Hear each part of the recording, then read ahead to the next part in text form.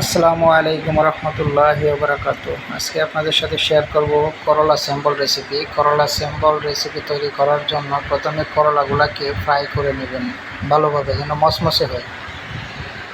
যে কোনো ধরনের তিতা খাইতে পারে না, সে শুধু করলা দিয়ে ভাত খাবে। এইভাবে যদি করলা স্যাম্পল রেসিপিটা তৈরি করেন, আমি প্রথমে ভাজা করা করলার মধ্যে চিকন চিকন করে হাফ কেজি পেঁয়াজ কেটে রাখছি, এখানে দিয়ে দিলাম হাফ কেজি পেঁয়াজ, 2 কেজি করলা ফ্রাই,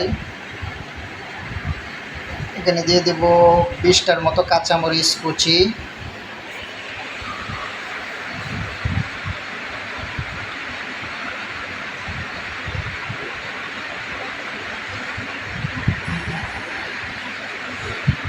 বেশ কাঁচামরিচ কুচি দিয়ে দিলাম।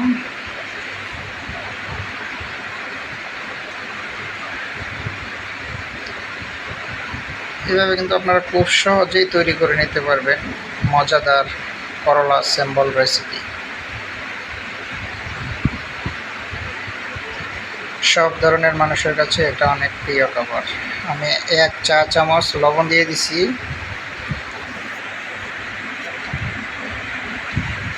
1 চা চামচ ব্ল্যাক পেপার, কালো গোলমরিচ আর কি, দিয়ে দিছি।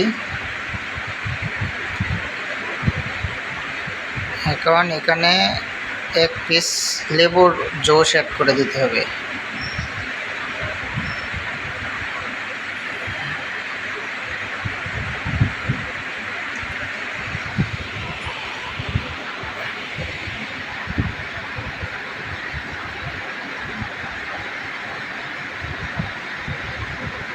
বাস, এখন ভালো করে মিক্সিং হয়ে গেলেই তৈরি হয়ে যাবে সুস্বাদু মজাদার করলা স্যাম্পল রেসিপি। এটা দেশি বিদেশি সবার কাছেই প্রিয়। ফরেনাররা এভাবে খায় মূলত। আমার কোনো ক্যামেরাম্যান নাই, এক হাতে ধরে আরেক হাতে কাজ করতেছি, যার কারণে ভিডিওটা খুব ভালো করে করা যাচ্ছে না। কাজের চাপও একটু বেশি, আজকে হাই প্রোফাইল ভিজিট আছে।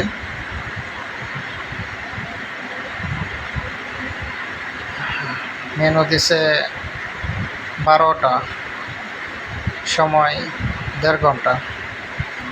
তৈরি হয়ে গেল করলা স্যাম্পল রেসিপি খুব ইজিলি। কিন্তু আমি এখানে ভিডিও কাট করছি না, কোনো কিছু না। করলাটা ফ্রাই করছি অন্যান্য কাজের সাথে, 3টা চুলা, 1 চুলায় করলা ফ্রাই করছি, 10 মিনিট লাগছে। আর এগুলো কাট করে দিছি 5 মিনিট, টোটাল 15 মিনিটে করলা স্যাম্পল রেসিপি তৈরি হয়ে গেল। এই 15 মিনিটের ভিতরে আমি আরও 2-3টা কাজ শেষ করছি।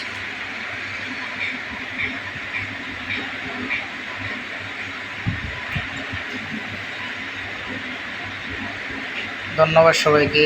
আমার চ্যানেলটাকে সাবস্ক্রাইব করে দিবেন। আপনাদের সাবস্ক্রাইব, ফলো, কমেন্ট আমার এগিয়ে যাওয়ার অনুপ্রেরণা, যেন নতুন নতুন ভিডিও নিয়ে আসতে পারি। Thank you everyone. আসসালামু আলাইকুম।